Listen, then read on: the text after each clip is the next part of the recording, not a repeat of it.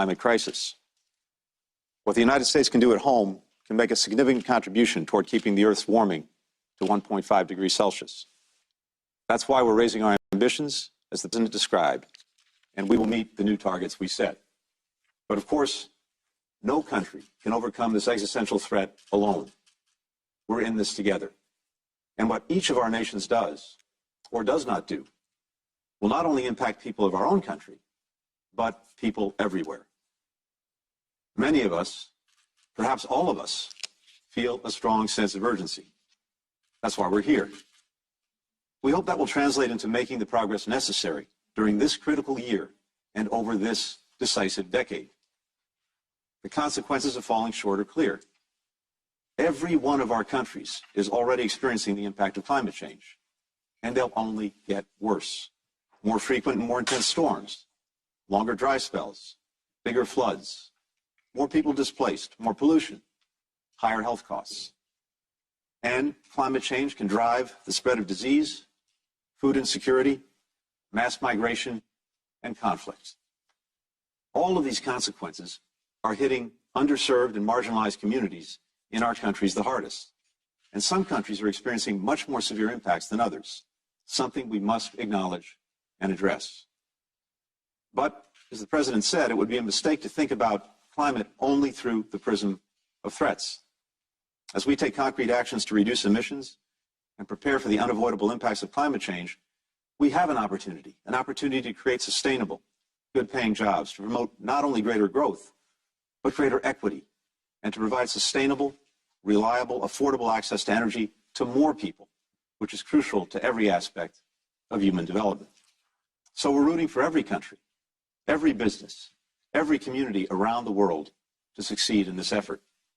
In that spirit, as other countries strive to meet and raise their climate targets, the United States will mobilize resources, institutional knowledge, and technical expertise from across our government, the private sector, civil society, and research universities to help. We want every country here to know we want to work with you, save our planet, and we're all committed to finding every possible avenue of cooperation on climate. If we work together, we can do more than just address this crisis. We can turn it into an opportunity to improve our societies and deliver for people worldwide. And we can lay the foundation for cooperation on other shared challenges. There are many issues on which we don't all see eye to eye. This isn't one of them. No matter what country we're from, we know the world that we want to pass on to our children and our grandchildren. I can think of no better or more urgent cause to bring us together. It's now my honor to call on His Excellency, the Secretary General of the United Nations and Security. Think of nationwide for 500,000 charging stations along our highways. I see the engineers and the construction workers building new carbon capture and green hydrogen plants to forge cleaner steel and cement and produce clean power. I see farmers deploying cutting-edge tools to make soil of our heartland the next frontier in carbon innovation. By maintaining those investments and putting these people to work, the United States sets out on the road to cut greenhouse gases in half by the end of this decade. That's where we're headed as a nation. And that's what we can do if we take action to build an economy that's not only more prosperous, but healthier, fair, and cleaner for the entire planet. You know, these steps will set America on a path of net zero emissions economy by no later than 2050. But the truth is, America represents less than 15% of the world's emissions. No nation can solve this crisis on our own, as I know you all fully understand. All of us, and particularly those of us who represent the world's largest economies, we have to step up. You know, those that do take action and make bold investments in their people and clean energy future will win the good jobs of tomorrow and make their economies more resilient and more competitive. So let's run that race. Win more sustainable future than we have now. Overcome the existential crisis of our times. We know just how critically important that is. because scientists tell us that this is the decisive decade. This is the decade we must make decisions that will avoid the worst consequences of the climate crisis. We must try to keep the Earth's temperature to an increase to 1.5 degrees Celsius. You know, the world beyond 1.5 degrees means more frequent and intense fires, floods, droughts, heat waves, and hurricanes, tearing through communities, ripping away lives and livelihoods. Increasingly, dire impacts to our public health. It's undeniable, the idea of accelerating and punishing the reality that will come if we don't move. We can't resign ourselves to that future. We have to take action, all of us. And this summit is our first step on the road we'll travel together, God willing, all of us, to and through Glasgow this November and the UN Climate Change Conference. You know, to set our world on a path to secure, prosperous, and sustainable future. The health of communities throughout the world depends on it. The well-being of our workers depends on it. The strength of our economies depends on it. The countries that take decisive action now to create the industries of the future will be the ones that reap the economic benefits of the clean energy boom that's coming. You know, we're here at this summit to discuss how each of us, each country, can set higher climate ambitions that will in turn create good-paying jobs, advance innovative technologies, and help vulnerable countries adapt to climate impacts. We have to move. We have to move quickly to meet these challenges. The steps our countries take between now and Glasgow will set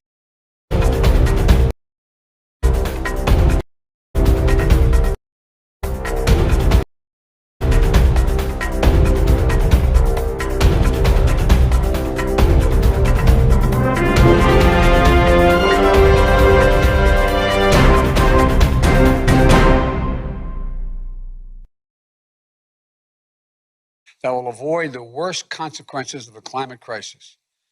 We must try to keep the Earth's temperature to an increase to 1.5 degrees Celsius. 5 degrees means more frequent and intense fires, floods, droughts, heat waves, and hurricanes, tearing through communities, ripping away lives and livelihoods. Increasingly, dire impacts to our public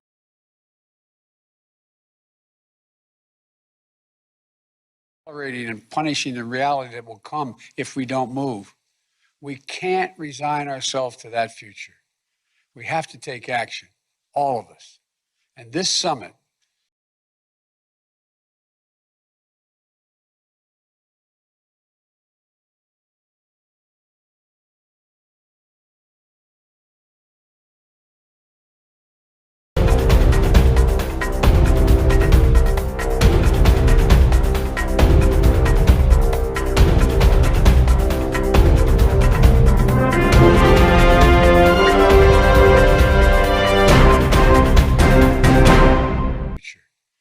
have to take action, all of us.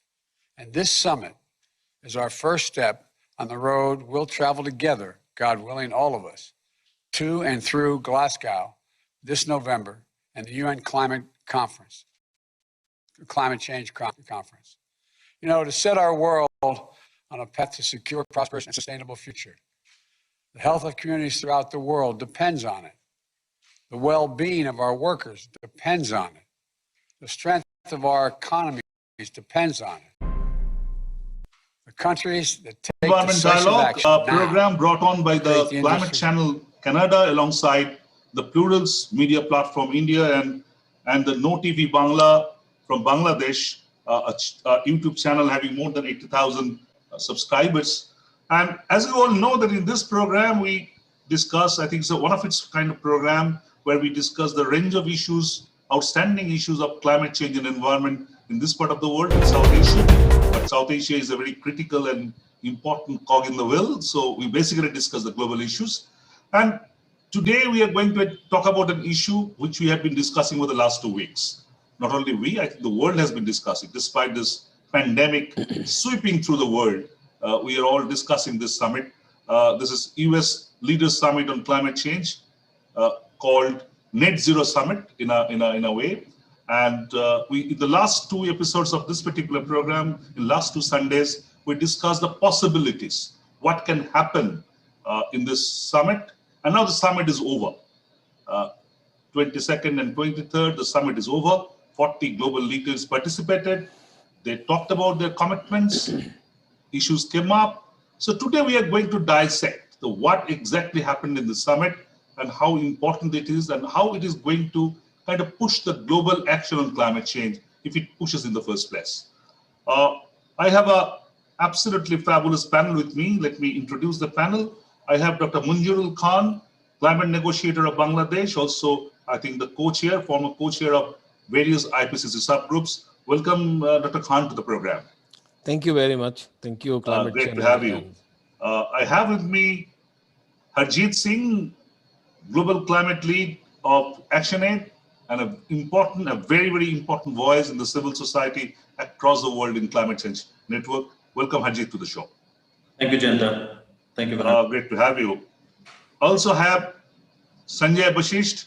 Sanjay is the Director, Climate Action Network South Asia. Extremely important in context of South Asia and also the global negotiation in civil society. Welcome, Sanjay. I think we are going to have a very important input from you regarding this particular summit. Welcome to the show. Thank you, Jayanta. Good to be back. Very importantly, I have with me Praveen Mansingh. Praveen is the Program Director, Prakriti, a non-profit. Also, I think part of Climate Action Network South Asia Steering Committee. Praveen is from Nepal. And today I understood that we met number of times in various kind of COPs. Welcome, Praveen, to the show. It's great to have you.